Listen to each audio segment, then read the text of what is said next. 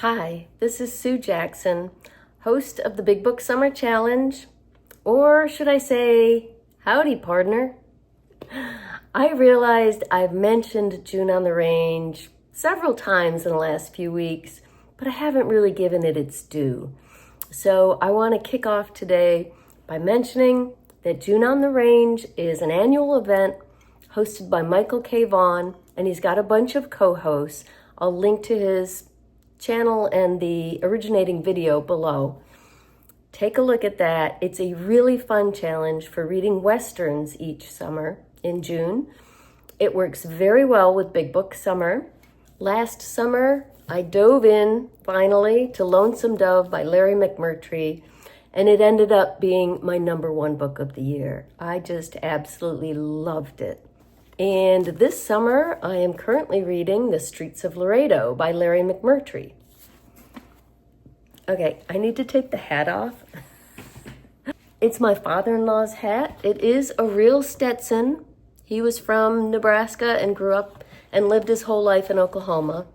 It is a real Stetson, but obviously his head was much larger than mine is. Doesn't fit me very well. And it's also really hot today. The denim shirt is a little bit hot too, but I did want to point out my earrings. These are hand carved. They're little howling coyotes. Hand carved by this amazing wood carver out in South Dakota. He worked at like an old West town that did a cowboy supper. We used to go out to the Black Hills of South Dakota a lot. We're going there this summer too. It's where part of my husband's family is from. It's where my father-in-law was from. Born in Nebraska, grew up in South Dakota. And so every year that we were visiting, we would take our kids to the cowboy supper, which they loved. And this guy he had set some world records for carving. He had jumped from a plane and carved a little set of tiny cowboy boots while falling to the ground, floating to the ground. He was amazing. Anyway, I digress. The Streets of Laredo. So I am thrilled to be back in this world with some of these characters, no spoilers. And this does follow directly from Lonesome Dove. It picks up about 15 years after Lonesome Dove ended, but it kind of fills in the gap with what's been happening with certain characters. And there are a bunch of new characters in this novel. And as always with McMurtry, the characters are all really well developed, really interesting, complex characters. The plot is interesting. One of the main characters here is a character from Lonesome Dove, and that's Captain Woodrow Call. And he is now working as kind of a bounty hunter. So he's an ex-Texas Ranger, in case you hadn't read Lonesome Dove. And he's been hired here by a railroad to catch a young man who's been robbing trains. So he is down in Texas, along the Texas-Mexico border. That's where most of this takes place. But we begin to find, as the story starts, I won't ever spoil a story for you.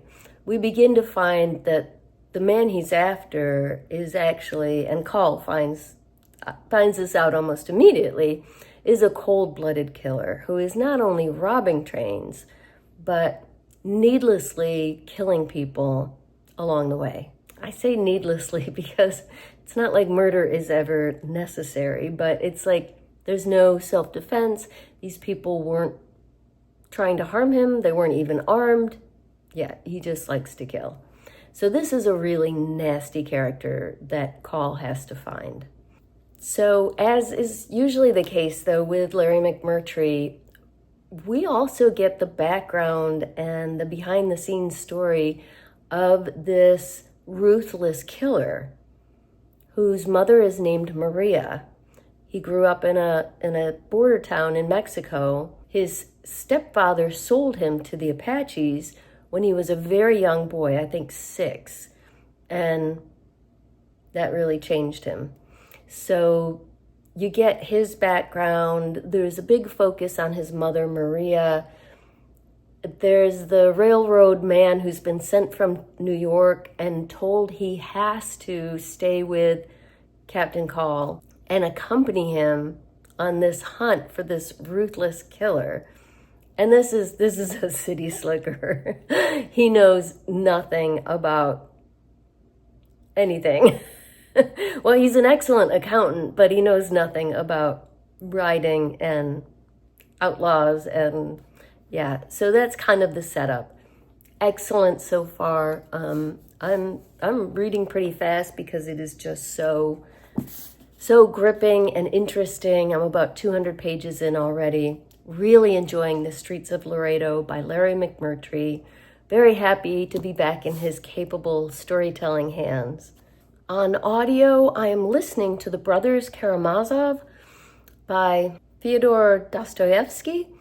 This is the first time I've read him, and it's only the second time I've read any Russian literature.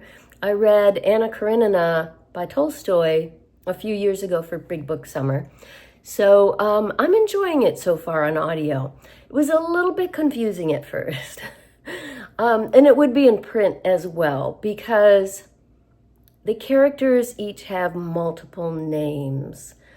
And I don't just mean that their names are really long with a bunch of names there. I guess the Russian naming tradition, like you always tack on like son of the name of your father. And so there's that, but also they're just their first names are different depending on who's talking to them and what the circumstances are.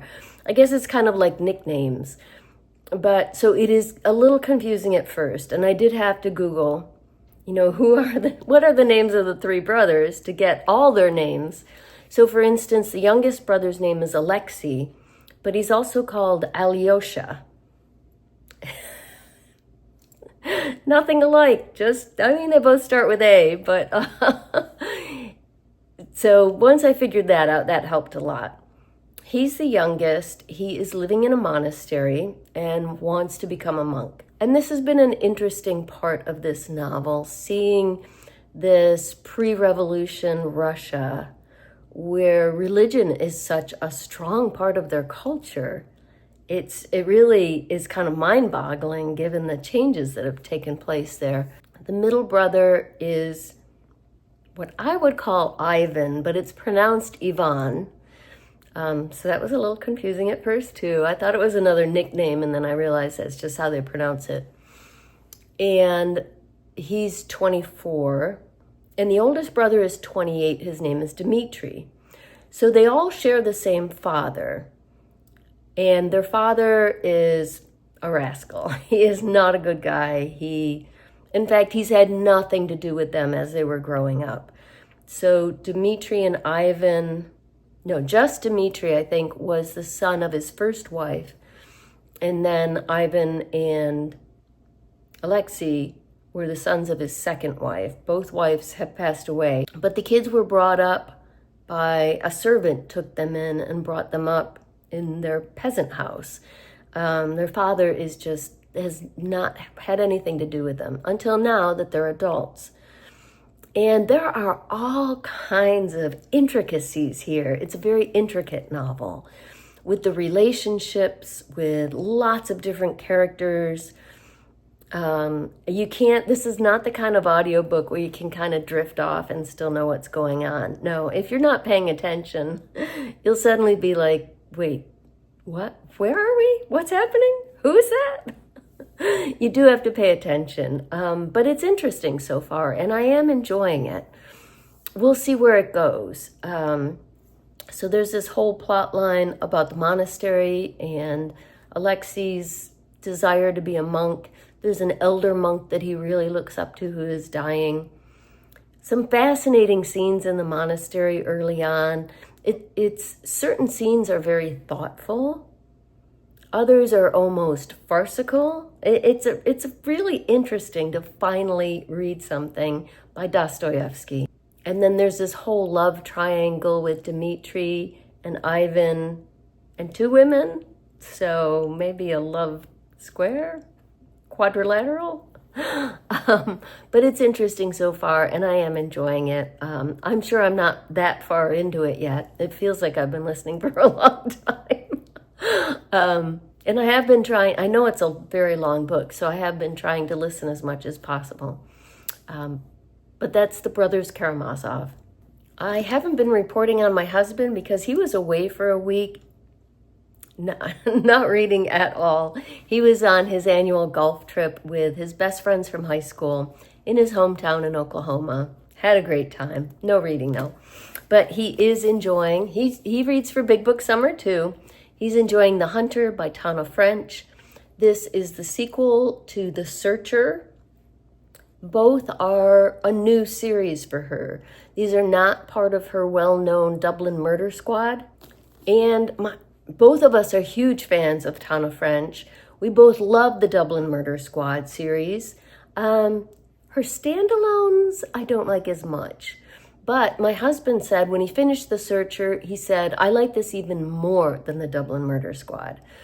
So he's really enjoying reading this second book.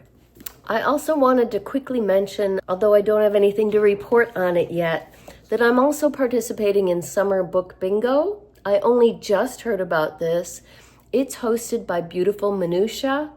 And I mean, it's just a fun book bingo. So it'll work well with Big Book Summer, although there's no way I'll fill the whole board because I'm reading all big books this summer, and you can participate in Big Book Summer and only read one big book. This is just the way I choose to do it. So I'm not going to read that many books this summer, but it'll be fun to see if I can get a bingo. So check that out. I'll link to her channel below as well. And she said you can only count books that you started after June 1st. So nothing that I've finished so far this summer counts yet. I finished some books in June, but I started them in May. And the 2 I'm reading right now are pretty long. But at some point, I will be crossing off some squares on my summer book bingo. So that's what we're reading here at my house. Please let me know in the comments down below, what are you reading this weekend?